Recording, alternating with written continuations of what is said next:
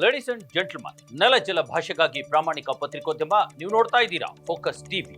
ಪ್ರತಿದಿನದ ಪ್ರಚಲಿತ ವಿದ್ಯಮಾನಗಳ ಕುರಿತಂತೆ ಅದರ ಒಳಹೊರಗಿನ ಒಳನೋಟಗಳನ್ನ ನಿಮ್ಮೆದುರು ತೆರೆದಿಡುವ ವಿಶೇಷ ಕಾರ್ಯಕ್ರಮವೇ ಎಕ್ಸ್ಪ್ಲೈನರ್. ನಾನು ಹಬೀಬ್ ದಂಡಿ. ಎಸ್ ವೀಕ್ಷಕರು, ರಾಜ್ಯದ ಸರ್ಕಾರದ ಅದರಲ್ಲೂ ಕಾಂಗ್ರೆಸ್ ಪಕ್ಷದ ಒಳ ಜಗಳದ ವಿಷಯಗಳ ನಡುವೆ ರಾಜ್ಯ ಕಾಂಗ್ರೆಸ್ ಸರ್ಕಾರದಲ್ಲಿ ಯಾರು ಸಿಎಂ ಆಗ್ತಾರೆ, ಸಿದ್ದರಾಮಯ್ಯ ಆಗಿ ಅವರೇ ಸಿಎಂ ಆಗಿ ಮುಂದುವರಿತಾರಾ ಅಥವಾ ಡಿ.ಕೆ. ಶಿವಕುಮಾರ್ ಆ ಪಟ್ಟಕ್ಕೆ ಬರ್ತಾರಾ, ಈ ಬಗ್ಗೆ ಕಾಂಗ್ರೆಸ್ ಹೈಕಮಾಂಡ್ ಏನು ಹೇಳುತ್ತೆ ಅನ್ನುವಂಥ ವಿಚಾರಗಳ ಚರ್ಚೆಯ ನಡುವೆಯೇ ಮತ್ತೊಂದು ರಾಜಕಾರಣದ ವಿಚಾರ ಸದ್ದಿಲ್ಲದೆ ತನ್ನ ಮಹತ್ವವನ್ನು ಪಡೆದುಕೊಳ್ತಾ ಇದೆ. ಮತ್ತೊಂದು ರಾಜಕೀಯ ಪಕ್ಷ ತನ್ನದೇ ಆಗಿರತಕ್ಕಂಥ ಒಂದು ತಂತ್ರಗಳನ್ನ ಈಗ ಟ್ರೈ ಮಾಡಲಿಕ್ಕೆ ಹೊರಟಿರುತ್ತೆ. ಅದು ಪ್ರಮುಖವಾಗಿ JDS ಪಕ್ಷ ಅನ್ನುವಂಥದ್ದು ಬಹಳ ಮುಖ್ಯ.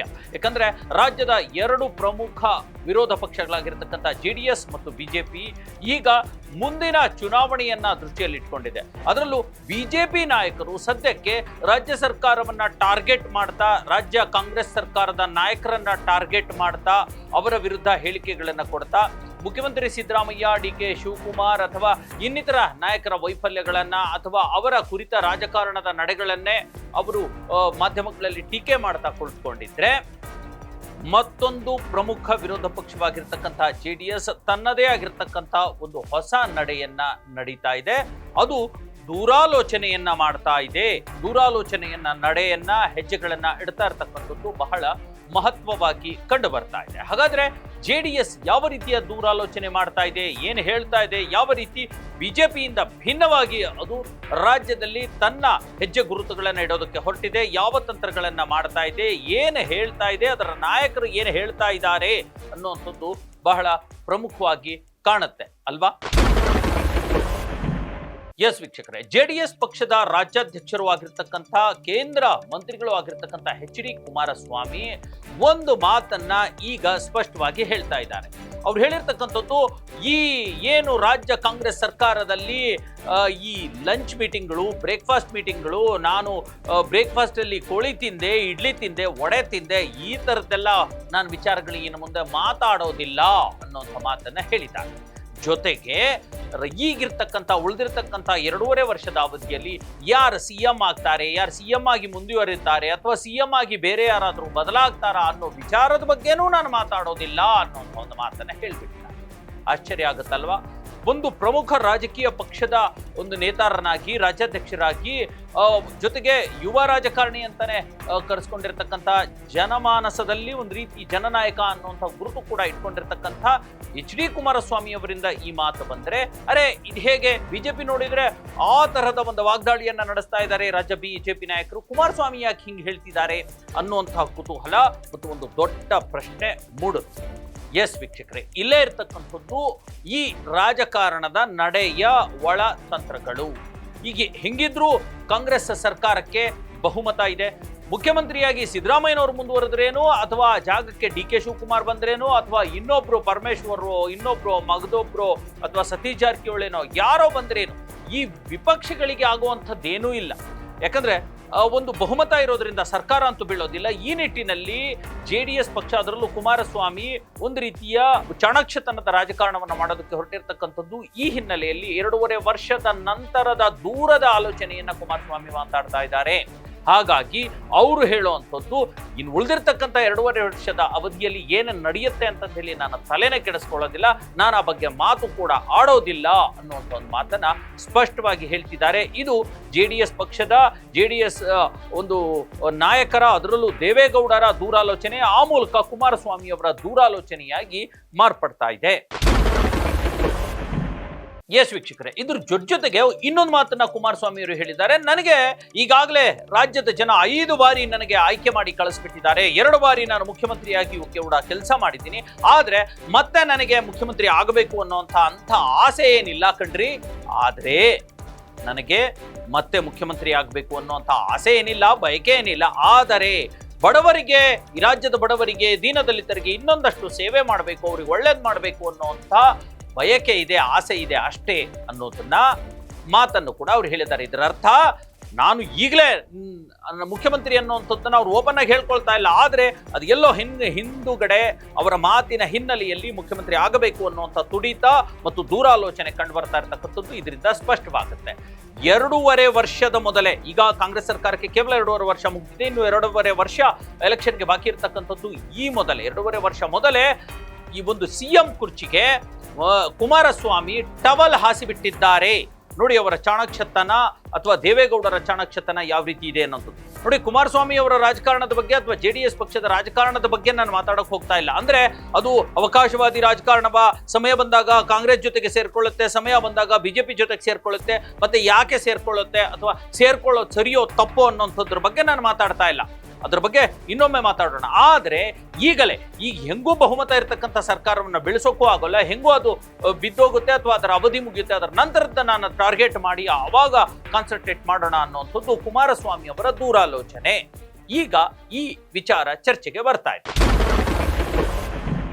ಎಸ್ ವೀಕ್ಷಕರೇ, ಹಾಗಾದ್ರೆ ಕುಮಾರಸ್ವಾಮಿ ಅವರು ಯಾಕೆ ಹೀಗೆ ಮಾತನಾಡ್ತಿದ್ದಾರೆ? ಈಗಲೇ 2.5 ವರ್ಷದ ಮೊದಲೇ ನನಗೆ ಇನ್ನೊಂದು ಅವಕಾಶ ಕೊಡಿ, ನನಗೆ ಇನ್ನೊಮ್ಮೆ ಜನಗಳ ಸೇವೆ ಮಾಡುವಂತ ಅವಕಾಶ ಕೊಡಿ ಅನ್ನುವಂಥ ಮಾತು ಕೇಳ್ತಿದಾರಲ್ಲ, ಇದರ ಹಿಂದೆ ಹಲವಾರು ಪ್ರಮುಖ ಕಾರಣಗಳಿರ್ತಕ್ಕಂಥದ್ದು.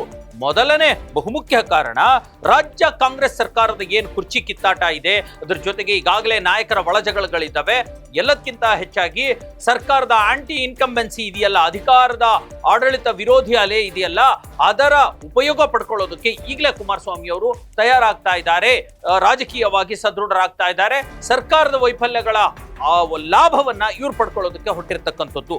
ಎರಡನೇ ಕಾರಣ, ಮೊದಲೇ ಈ ಬಗ್ಗೆ ಅಂದ್ರೆ ಇನ್ನೊಂದು ಅವಕಾಶ ಕೊಡಿ ಅನ್ನುವಂಥ ಮಾತು ಹೇಳೋದ್ರ ಮೂಲಕ ನಾನೇ ಮುಖ್ಯಮಂತ್ರಿ ಅಭ್ಯರ್ಥಿ ಅನ್ನುವಂಥ ಒಂದು ಮಾತನ್ನ ಅವರು ಹೇಳ್ತಾ ಅದನ್ನ ಪ್ರತಿಪಾದಿಸ್ತಾ ಬರ್ತಾ ಇದ್ದಾರೆ. ಈಗಾಗಲೇ ಬಿಜೆಪಿ ಜೊತೆಗೆ JDS ಸೇರ್ಕೊಂಡಿರ್ತಕ್ಕಂಥದ್ದು, ಬಿಜೆಪಿಯಿಂದ ಯಾವುದೇ ಪ್ರತಿರೋಧ ಬರಬಾರದು ಮತ್ತು ಕುಮಾರಸ್ವಾಮಿ ಅಂದ್ರೆ ನಾನಾಗಿರ್ತಕ್ಕಂಥ ಕುಮಾರಸ್ವಾಮಿ ಏಕೈಕ ಮುಂದಿನ CM ಹೆಸರು ಅನ್ನುವಂಥದ್ದು 2.5 ವರ್ಷದ ಮೊದಲೇ ಅವರು ಪ್ರಿಡಿಕ್ಟ್ ಮಾಡಿಕೊಂಡು ತಮ್ಮನ್ನ ಘೋಷಿಸಿಕೊಳ್ತಾ ಇದ್ದಾರೆ ಅನ್ನುವಂಥದ್ದು ಎರಡನೇ ಕಾರಣ. ಮೂರನೇ ಕಾರಣ ಗೊತ್ತಾ? ಕೇಂದ್ರದ ಸಚಿವರು ಕೂಡ ಆಗಿದ್ದಾರೆ ಈಗ ಬಿಜೆಪಿ ಜೊತೆ ಕೈ ಜೋಡಿಸಿರೋದ್ರಿಂದ. ಹಾಗಾಗಿ ಕೇಂದ್ರದ ಬಿಜೆಪಿಯ ನಾಯಕರಾಗ್ಲಿ ಅಥವಾ ಇಲ್ಲಿರ್ತಕ್ಕಂಥ ರಾಜ್ಯದ ಬಿಜೆಪಿ ನಾಯಕರಾಗ್ಲಿ ತುಟಿ ಪಿಟಿಕ್ ಅನ್ನೋ ಹಾಗಿಲ್ಲ, ಅನ್ನಕ್ಕಾಗೋದೂ ಇಲ್ಲ. ಹೇಳಿದ್ರು ಏನೋ ಒಂದು ಸಮಾಧಾನವಾಗಿ ಏನಾದ್ರು ಹೇಳ್ಬೋದೇ ಹೊರತು ಕುಮಾರಸ್ವಾಮಿ ಅವರ ಈ ಹೇಳಿಕೆಯನ್ನ ವಿರೋಧ ಮಾಡಲಿಕ್ಕೆ ಯಾವ ಬಿಜೆಪಿ ನಾಯಕರಿಗೂ ಸಾಧ್ಯ ಇಲ್ಲ. ಅದು ರಾಜಕಾರಣದ ತಂತ್ರಗಾರಿಕೆ. ಈ ಒಂದು ತಂತ್ರಗಾರಿಕೆಯನ್ನು ಕೂಡ ಕುಮಾರಸ್ವಾಮಿ ಅಪ್ಲೈ ಮಾಡ್ತಾ ಇದ್ದಾರೆ. ಇದರ ಅಲ್ಲದೆ ಒಂದು ವೇಳೆ ಈಗಾಗಲೇ ಏನು ಕಾಂಗ್ರೆಸ್ ಪಕ್ಷದಲ್ಲಿ ಕುರ್ಚಿ ಕಿತ್ತಾಟ ನಡೀತಾ ಇದೆ, ಈ ಕೈ ಒಳ ಜಗಳದಿಂದ ಒಂದು ವೇಳೆ ಸರ್ಕಾರ ಏನಾದ್ರೂ ಬಿದ್ದು ಅಥವಾ ಪಕ್ಷಕ್ಕೆ ಏನಾದ್ರೂ ಹಾನಿಯಾಗಿ ಅಲ್ಲಿಂದ ಒಂದಷ್ಟು ಜನ ಶಾಸಕರೇನಾದ್ರೂ ಹೊರಗಡೆ ಬಂದ್ರೆ ಅಲ್ಲಿರ್ತಕ್ಕಂಥ ಶಾಸಕರನ್ನ ಸೆಳೆಯೋ ಒಂದು ತಂತ್ರವು ಇದು ಅನ್ನುವಂಥ ಮಾತು JDS ಮೂಲಗಳಿಂದಲೇ ಕೇಳಿ ಬರ್ತಾ ಇವೆ.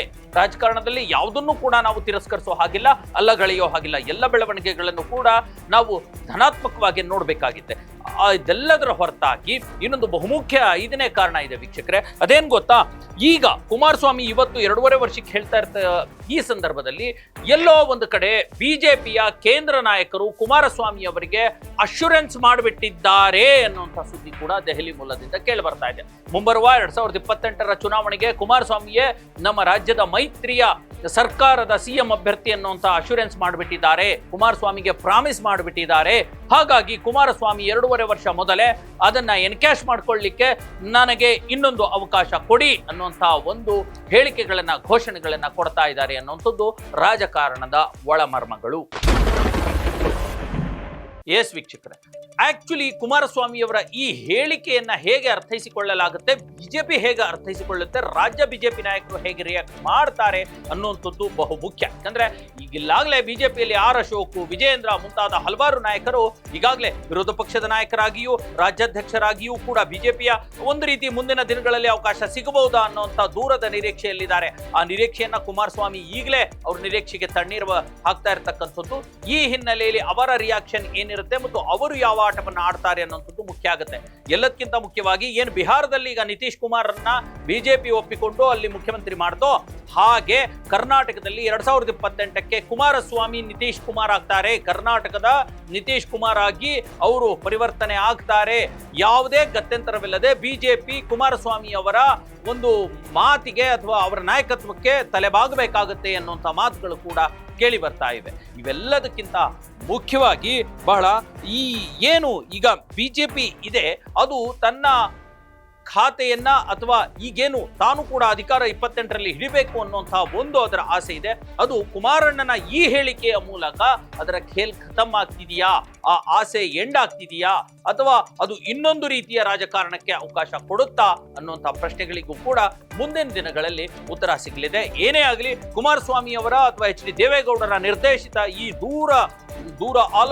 ದೂರಾಲೋಚನೆಯ ಮಾತುಗಳು ಮತ್ತು ಈಗಲೇ 2.5 ವರ್ಷದ ಮೊದಲೇ ಸಿಎಂ ಕುರ್ಚಿಗೆ ಟವಲ್ ಹಾಕೋದಿದೆಯಲ್ಲ ಅದು JDS ನ ಒಂದು ರಾಜಕಾರಣಕ್ಕೆ ಕೈಗನ್ನಡಿ ಹಿಡಿದಂತಿದೆ. ಎಸ್ ವೀಕ್ಷಕರೇ, ಇದಾಗಿತ್ತು ಇವತ್ತಿನ ಎಕ್ಸ್ಪ್ಲೈನರ್. JDS ಪಕ್ಷದ ರಾಜಕಾರಣ ಮತ್ತು HD ಕುಮಾರಸ್ವಾಮಿ ಅವರ ಹೇಳಿಕೆಯ ಹಿಂದಿನ ಕಾರಣಗಳು, ಆ ರಾಜಕಾರಣದ ಒಳನೋಟಗಳು, ಒಳಸುಳಿಗಳನ್ನ ನಿಮ್ಮ ಮುಂದೆ ನಾನು ಇಟ್ಟಿದ್ದೇನೆ. ಮುಂದಿನ ಮತ್ತೊಂದು ವಿಚಾರದೊಂದಿಗೆ ನಿಮ್ಮ ಎದುರು ಬರ್ತೀನಿ. ಅಲ್ಲಿವರೆಗೂ ನೋಡ್ತಾ ಇರಿ ನೆಲ ಜಲ ಭಾಷೆಗಾಗಿ ಪ್ರಾಮಾಣಿಕ ಪತ್ರಿಕೋದ್ಯಮ, ನಿಮ್ಮ ಫೋಕಸ್ ಟಿವಿ.